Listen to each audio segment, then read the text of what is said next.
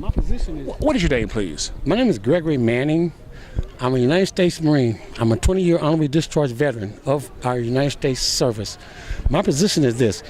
Any position that is voted upon is just as easily voted out. So if I'm not happy with that representative of my, how shall I say this, thinking, I have a choice. I vote them out. I choose to vote that way or this way. If you as a person, and in this instance, particularly in this city of Fort Wayne, where so many African American males have been disenfranchised as far as these deaths that I've seen and have looked upon on the news are not being represented in the manner that I feel they should be, my position is this. I'm one person. I vote. I will always vote. Again, I'm an honorably discharged United States Marine. I don't wear the hat because it's cute. I wear the hat because this is who I am. I vote. If you can convince, let's say, 1,000 African American males in the city of Fort Wayne to vote against her, it would make a difference somewhat, I think. If you could convince 1,000 African American males to do anything, it could change almost anything. But you keep saying voting, and people aren't voting, so that's a problem there. I mean, I'm looking at people in the First Financial Center on the first floor that are eating and looking over here and basically laughing at the few African Americans that are here. And what I don't see is any African American males here representing the people that are pissed off at her. I have a vice with her as well. I really think that she's sitting up in her $150,000 a year office, air conditioned, and basically saying, to hell with them. Maybe she's doing her job, but I really don't think there's a lot of effort being put into solving these murders in Fort Wayne that have been happening. I've been here for 2 years, and the 2 years that I've been in this city, I've noticed at least, I would say, 5 gruesome murders. And I think it's kind of pathetic, but I also think that there's a sense of, why should we care? They're just niggas. We want them out of the place anyway. Maybe that's wrong to say, but that's my personal belief. I really think she has no concern for the African American male, and that's predominantly what's being displaced and killed. So, with that being said, I'll say this. I've talked to a lot of African American males that I know, and a lot of them have said, I don't care, I don't have time for that. I scratch my head, and sometimes I want to cry. I want to scratch my head, grab them by the neck, but I can't. So, if she's an elected official, again, if you take 1,000 black males in the city of Fort Wayne that don't like what's going on and vote against what I perceive as a, how shall I say this, a disenfranchisement of me. You know, I understand all that, but again, in this community, folks at the last primary, last election, they didn't turn out to vote. The voting, I mean, across the whole city, nobody is really coming out to vote. And what you're talking about is the apathy. I mean, what you just described is not so much her, well, I mean, to an extent it's her, but it's the unwillingness for the people to engage. To engage.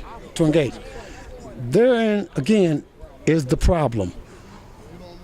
They won't engage. The African American male will not engage. I don't like it. I don't understand. I do understand why they won't, because they're too busy doing And I'll just be blunt. They're too busy selling drugs, making babies, dropping out of college. But the apathy extends far beyond that.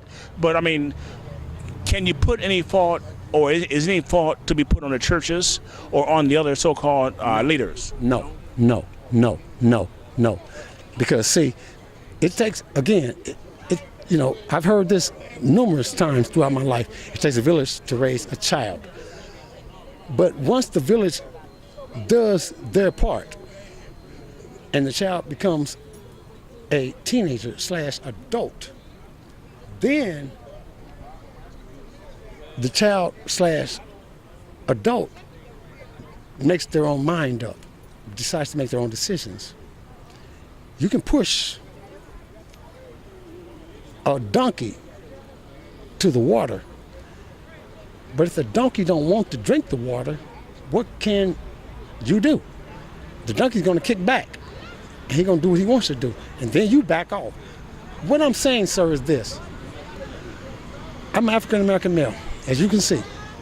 I'm very concerned about what I see going on in this nation. The African-American male resentment and resistance to being, how should I say this, inclusive in society, I don't like it. I think it's You're saying that the blacks don't want to be inclusive themselves? The black male or the black woman is very inclusive. Are you saying that it's a male's fault or it's a system's fault?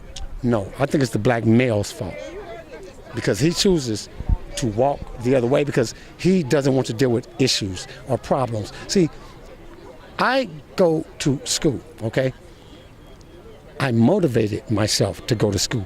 It takes motivation for me every morning to wake up and go to school, to go to class.